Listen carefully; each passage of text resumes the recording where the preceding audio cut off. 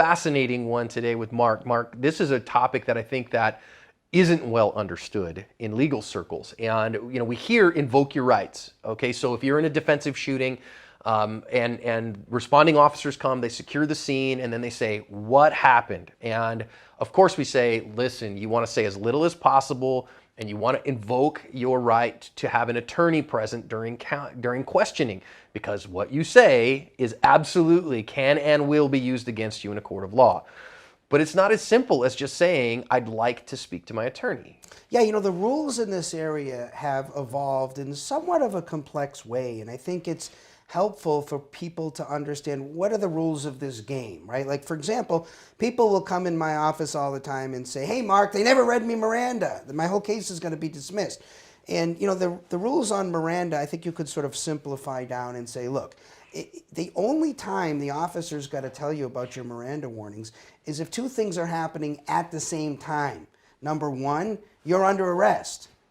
And number two, they're interrogating you. And so you got to break both of those things down, because you might be detained, but you're not under arrest. There's an important difference between those two. So if you're detained and you're not yet under arrest, or you're not even detained, say it's a voluntary interaction. Cop can just come up to you and say, hey, how's it going? How you doing? They can start talking to you. So either of those conditions, they don't have to read you Miranda. They can just start interrogating you and asking you questions. That there's no Miranda there is not a problem. The other thing is, if you are arrested, but they're not going to interrogate you, what is an interrogation? Then there's no Miranda required. There's lots of nuanced cases about what's an interrogation. So, for example, routine booking questions like we were talking about. Where were you born? Where do you live now? Those type, what's your age, date of birth, that kind of stuff. Those are going to be seen as routine booking questions. They do not have to read you Miranda. The other thing is things that police officers do that are reasonably calculated to get you talking, that could actually be considered interrogation. Okay. So if the cop sort of guilts the defendant into it, the defendant says, look, I want my lawyer present. And then the cops start maybe either talking amongst themselves or talking to the defendant, and they say, hey, you should really think, it'd be nice to know where that firearm is. What if a little kid got a hold of that gun and shot and killed somebody? How would you feel if that happened? I mean, they could say these types of things, and to get the defendant to sort of blurt out statements, that can be seen and usually would be seen as an interrogation. So, and then also the question of how do you invoke? The issue is here, the law has evolved in a way. I think this is unfortunate because we're trying to get to the truth and we're trying to get the right answers, but there's been a very strong skew, in my opinion, to the law enforcement side. And this isn't a matter of pro-law enforcement or anti-law enforcement. This is a question of we're trying to set up the system in such a way to find the truth. We want the truth. If you're really not guilty, or say you're really innocent, we want you out of the system. If you're truly guilty of the crime, we want you convicted. So it's not a matter of we want to always be pro-law enforcement. We want to be pro the right rules to get the right answers. Pro-justice. And in this case, when somebody says, I think I need my lawyer present, that's not going to be good enough because the courts have really very strictly construed that invocation of your right to remain silent or right to an attorney. If you're squishy at all about it, if you say anything like, I think I'm going to need a lawyer, or what do you think, or do I need a lawyer, just because you mention the word lawyer or attorney, that isn't good enough. You've got to be decisive. You've got to be unequivocal in your invocation. And the reason that that's important is because if you've been arrested and you now are invoking your right, you say, look, I'm going to remain silent, I want my lawyer present. The rules are that the police have to stop questioning you at that point. They can do the routine booking questions, but they can't ask you questions about what happened. And that can be important, right? Because you're going to be dragged into the police department and put in the jail, and they own you for a while. Even in Arizona, you get to see a judge in 24 hours, but that's 24 hours for them to play around with you. And so we're trying to get the rule right so the cops don't work on you and work on you and work on you to get you to make what would be a confession or even a statement. So the rule is you invoke, and you should invoke in a way that's very clear. A lot of people worry about that, well, if I invoke, I'm going to look guilty. And I always try to explain to them, the rules of the game are such that you shouldn't worry about that. Right. Because that's not something that a prosecutor gets to use either as evidence for probable cause. It's not a reason a cop gets to arrest you. It's not a reason a prosecutor gets to charge you. And it's not something a jury ever gets to hear about. Just like invoking your Fifth Amendment, right? So you can't be used against you. And it can't be used against you even to allow the people on the jury to infer. The argument they want to make is, look, if the guy really is innocent, he would have answered the cop and said, when the cop said what happened, he would have said, here's what happened. Instead, what did he say? He said, I want my lawyer. We don't allow that. Right. That doesn't happen in American courts. And the reason for that is we don't want to let the jury even infer anything negative about the fact that you invoked your right, so they don't get to hear about it. I think that's very important. Even at trial, you have a right to not testify. And if a defendant invokes that right, then what happens is the jury gets instructed, ladies and gentlemen of the jury, the defendant has a constitutional right not to testify, and we're just basically letting you know you are not to draw anything negative from the fact that the defendant chose not to testify.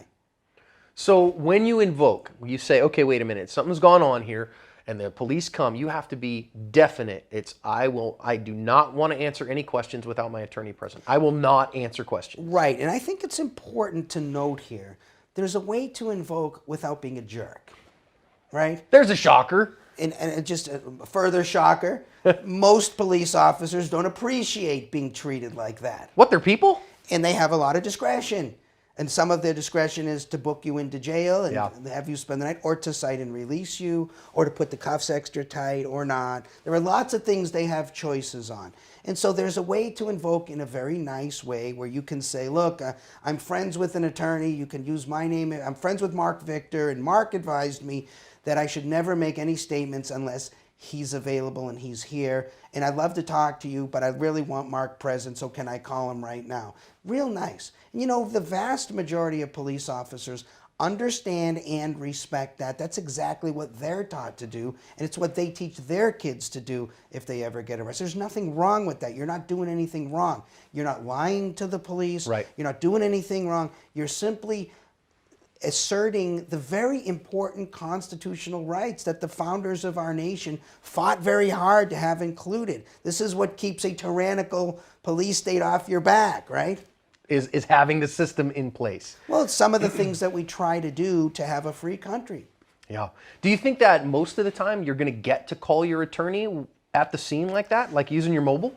Well, under the federal Constitution, this is for sort of the national people, they don't have to actually let you talk to an attorney right then and there. They have to stop asking you questions. When you say, I want my attorney present before I answer any questions, that just means they stop questioning. Doesn't mean an attorney's going to show up right now.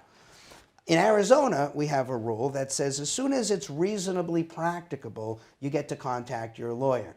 So what that means is, in essence, if the police are in the middle of an investigation and you say, hey, I want to call my lawyer, and they're doing things, that doesn't mean that they get to drop everything and you get to call your lawyer. But if it wouldn't have affected anything, right? You're sitting in the back of the police car or something like that, and you say, I'd like to call my lawyer. They got to give you an opportunity to call your lawyer, who of course is going to tell you, shut the heck up. Shut up. Where are you? I'll see you in a little while. You can call me anytime, 24/7, 365, but I will tell you in advance what I'm going to tell you on the phone.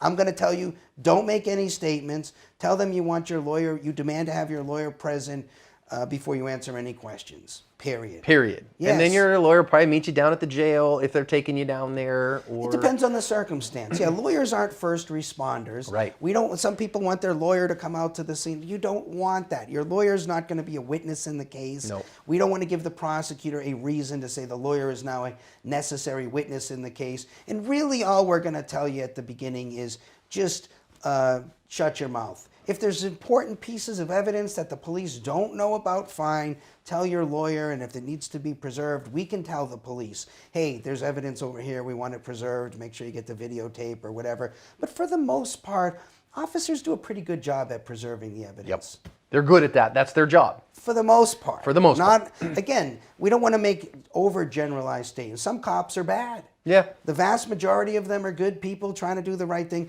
but not all of them. And we shouldn't assume that they're all good. I mean, we like to say at our firm, we are very, very pro-good cop and very, very anti-bad cop. I think that's a reasonable way to say I it. think that's a reasonable way to live. So I want to be very firm in my in my statement about Not a jerk. Not a jerk. So firm is not a jerk. You don't have to say, I'm not talking to you, pig, until I get to talk to my lawyer. That's just going to make him mad, and that's just going to set you up for bad things. Officer, I'm really stressed out. I choose not to answer questions without my attorney present. I'm friends with my, I have an attorney. I need my attorney present for any questioning. And they'll respect that. That is what they're taught to do themselves. Would you suggest that even for not just you as the defender, but maybe your spouse? Yet, as a defense attorney, I only advise the defendant. I don't advise witnesses because I don't want anybody ever to say that I'm tampering with witnesses. However, the general advice is none of these people ever have to talk to the police. And I can tell you in a circumstance where maybe say we're out in the world, we're hanging out, and something happens and I see you get accused with a crime or something and they ask me about it. If I have something to say that's going to help you, I probably will open my mouth at that point. But I can say that later too. Sure. And if you screwed up and I decide I don't want to help the police, I may say I got nothing to say. And unless they send me a subpoena to come to court or testify in front of a grand jury, I'm keeping my mouth shut, and there's no problem with that. You could pull a Marshawn Lynch. I'm just here so I don't get fined. Well, you have to decide too, not all our laws are right, in my opinion. We've got a bunch of ridiculous victimless crimes out there, and I damn sure aren't going to help the police or anybody else convict someone on a victimless crime. I'm not interested in that. I can't be made to do it, and I'm not going to do it. So, look, we're in charge, right? We're the citizens. The cops, at the end of the day, they're supposed to be our agents. Yep. The whole government is supposed to be our agents. So we need to not be jerks, but we need to act like it. We're in charge, and we can make our own decisions about how we're going to conduct our lives. And again, I don't think anyone should be a jerk, but keep in mind, most cops are just trying to do their job. If they got it wrong, and lots of times they do,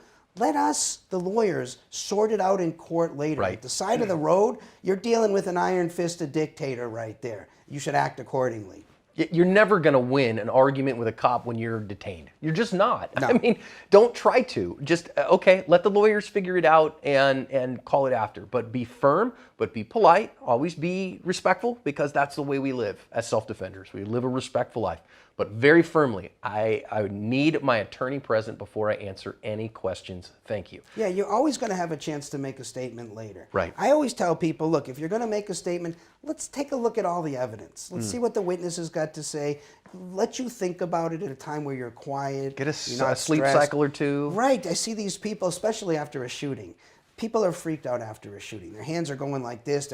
That's a terrible time to be talking to the police about little details that you're trying to remember. There can be misunderstandings. Things can be written down wrong. You may forget something that turns out to be important later. You don't need that aggravation. Take a deep breath. Get through the sort of trauma of the incident, and then later on, you speak with a lawyer, let's regroup. You can always issue a statement later if you like. And this is, again, last bit here. That's not routine booking questions. If they choose to book you or whatever, what's your name? I refuse to answer questions without an attorney present. That's not what we're talking about. You're going to have to answer those kind of questions. Who's your attorney? I refuse to answer questions without my attorney present. We'd like to know who your attorney is, sir, so that we can get a hold of them and, you can call them. I refuse to answer that question without my attorney present. You got to be careful because officers are trained to get you to talk, right? And once they start getting the train rolling, they'll ask you some more questions, and next thing you know, you're talking about the whole incident. So, it's probably better to say, look, here's my license, here's my name, here's where I live, that kind of thing. I'm not making any statements about anything else. And you can always deal with that stuff later. Amen. Well, be firm, guys. This is something that was news to me, in fact, how firm I have to be. I did not know that before today, that I just thought any kind of invocation was okay. But now I know, and now you know. So, Marc, thank you for that knowledge. Thanks for giving me the opportunity.